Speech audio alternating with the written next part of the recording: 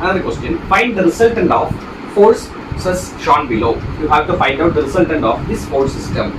Here there are four different forces, that is 150, 280 and 180 in four different quadrants. Here these four forces meet at a common point, therefore they are concurrent forces. And these four forces are acting on a plane, therefore they are coplanar. These four forces are coplanar concurrent. This 150 Newton is in first quadrant. 150 Newton, which is inclined at an angle of 30 degree. Therefore, this can be resolved into two components in x direction and y direction. That is, this component 150 cos 30, this component 150 sin 30.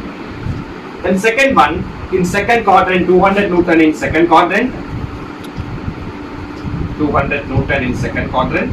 This angle 30 degree. Therefore, this component 200 cos 30, this component 200 sin 30. Then in third quadrant 60 and fourth quadrant 180. This can be resolved as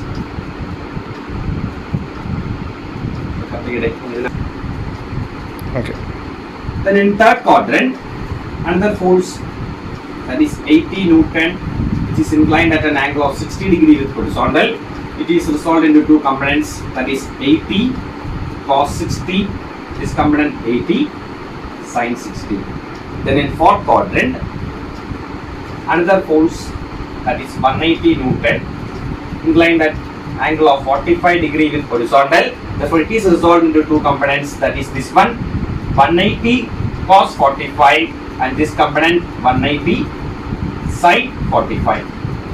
Now, we know that the resultant R is equal to root of sigma fx square plus sigma fy square, where sigma fx sum of forces in x direction. That is, resolving the forces in x direction, sigma fx is equal to, consider the forces in x direction alone.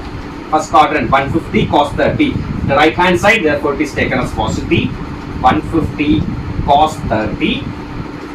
Then in second quadrant it is 200 cos 30, in negative side, left hand side, therefore minus 200 cos 30. Then in third quadrant again 80 cos 30, 80 cos 60 in x direction, which is in left hand side, therefore minus 80 cos 60. Then in fourth quadrant 180 cos 45 is in x direction, which is in the right hand side, therefore plus 180 cos 45. We will get 43.98 Newton.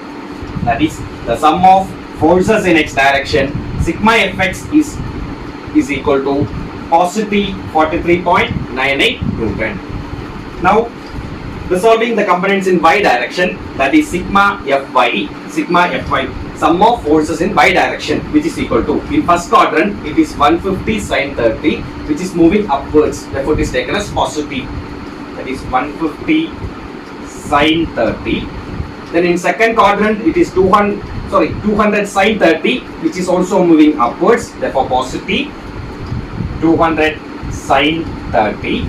Then third quadrant it is 80 sin 60, vertical component is 80 sin 60, which is acting downwards, therefore negative 80 sin 60.